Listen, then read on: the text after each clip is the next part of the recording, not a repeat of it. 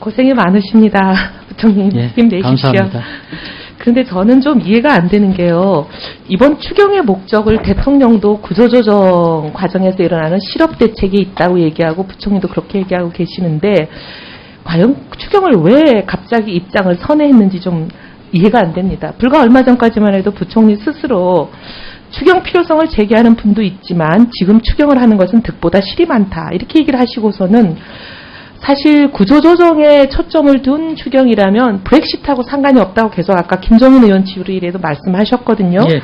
근데 브렉시트하고 상관이 없는 추경을 왜 갑자기 이렇게 며칠 만에 입장이 선회됐는지가 저는 도무지 이해가 안 되는데 거기에 대한 답변은 좀 이따가 하시고요. 예.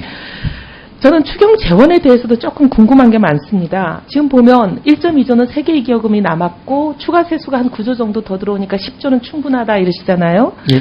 근데 분명히 작년에 올해 예산안을 짤 때 경제 성장률 전망을 3.3%로 하지 않았습니까? 그리고 2.8%로 지금 전망을 내리는 상황이잖아요.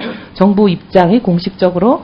그럼 0.5%나 경제 성장률이 떨어졌는데 어떻게 추가 세수가 9조나 나올 수 있는지 우리가 상식적으로 우리 부총리님도 조세 전문가시니까 세수 탄성치라는 걸 알고 있지 않습니까?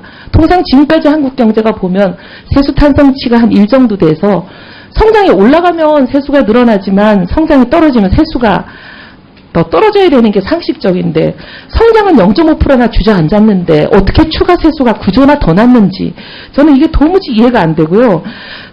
세간에 이런 얘기들이 많습니다. 박근혜 정부 들어서 그 세수를 거두려고 너무 마른 수건 쥐어짜기를 한다. 세무조사를 너무 해서 죽겠다. 기업들이 살 수가 없다. 이런 얘기들을 굉장히 많이 듣습니다.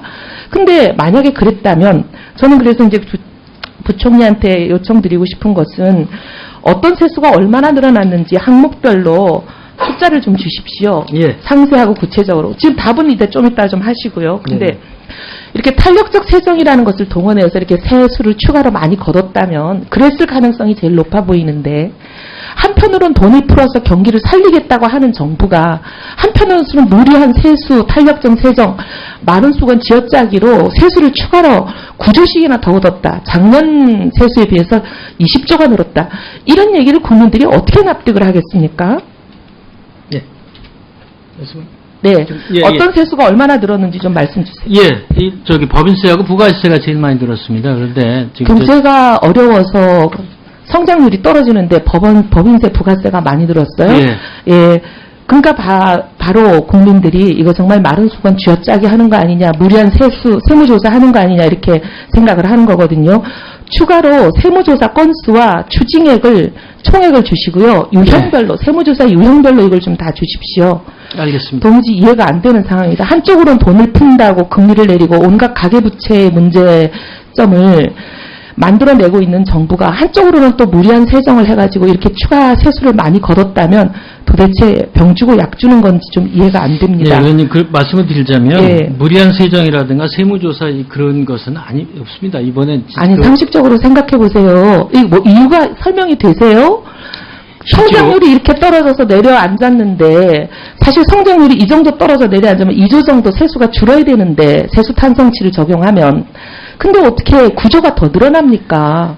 아시다시피 네. 이게 법인세는 작년도 하반기 실적인데요. 작년 하반기에는 성장률이 오히려 좀 더 예상보다 늘어난 측면도 있습니다. 물론 그게 어떻게 늘어났냐 하는 것에 대한 여러 가지 문제가 있겠습니다만 그래서 이제 그것에 의해서 늘어난 측면이 있고 또 우리가 법인세 실적에 있어서는 그 감면제도를 많이 줄인 게 또 큰 역할을 했다고 생각을 합니다. 그리고 4분기 작년도 4분기 그 소비가 아시지만 3, 4분기에 그 여러 가지 조치 그것 때문에 소비가 실적이 상당히 좋았습니다. 그래서 이제 국세청장하고는 좀 말씀이 다른 답변을 하시네요. 예, 그거는 좀 이따가 제가 더 말씀을 드리기로 하고 예. 다른 여쭤봐야 될 게 많으니까 조금 더 여쭤볼게요. 예, 예. 지금 답은 무슨 말씀인지 알았습니다. 법인세 때문이다 하신 거니까요. 부가세. 네. 지금 이제 브렉시트가 구조조정에 별반 영향을 끼칠 것 같지 않다. 이렇게 아까 답변을 하시더라고요. 네. 저는 좀 이해가 안 되는 게 지금 우리 구조조정 계획에 보면 엄청나게 자산 매각하는 것들이 많이 있지 않습니까? 시장 상황이 브렉시트로 이렇게 어려워졌는데 어디서 돈이 나서 가뜩이나 자금이 빠져나가는데 이 매물들을 이렇게 다 살 수가 있겠습니까? 지금 현재 구조조정 정부가 제출한 거 얘만 보더라도 대우조선해양의 14개 자회사를 모두 매각한다고 돼 있고요. 특수성 사업 부분도 일부를 매각한다고 돼 있습니다. 그 다음에 현대중은 금융회사 3개를 매각하고 자회사도 분할로 IPO를 한다고 돼 있어요. 더 문제는 산은은 132개의 비금융 출자회사를 모두 매각한다고 자구계획에 돼 있습니다.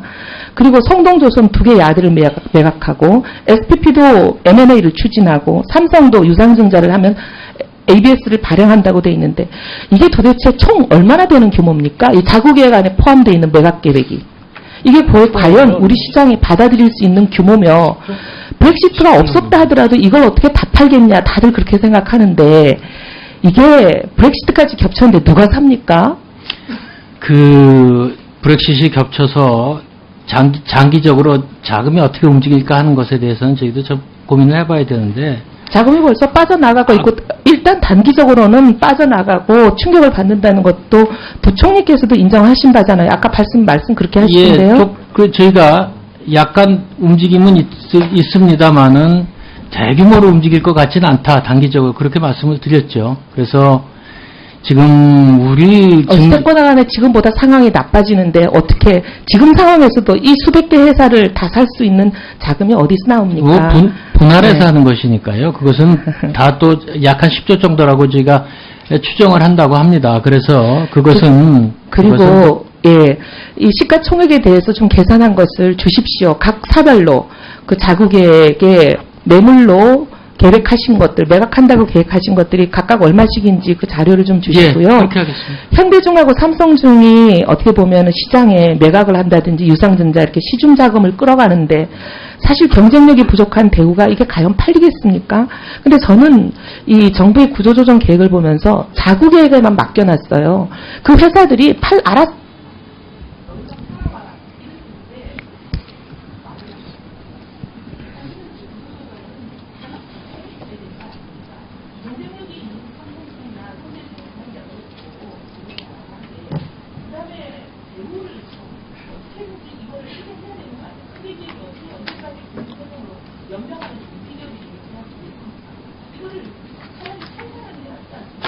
예, 의원님 말씀.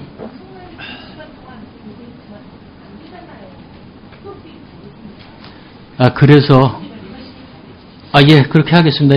그래서 아까도 말씀드렸습니다만은 조선업을 어떻게 볼 것인가 장기적으로 그걸 9월 달에 발표를 하겠다는 것입니다. 그래서 그에 따라서 하도록 하겠고 지금까지 물론 자구노력 위주로만 나왔다는 데 대해서는 옳은 말씀이시고요. 그 9월 달에 할 때 그때 아주 좀 그 본질적인 문제를 제대로 하도록 하겠습니다. 발표하도록 하겠습니다. 네, 수고하셨습니다. 오전 질의 마지막 순서입니다. 송영길 의원님 질의해 주시기 바랍니다.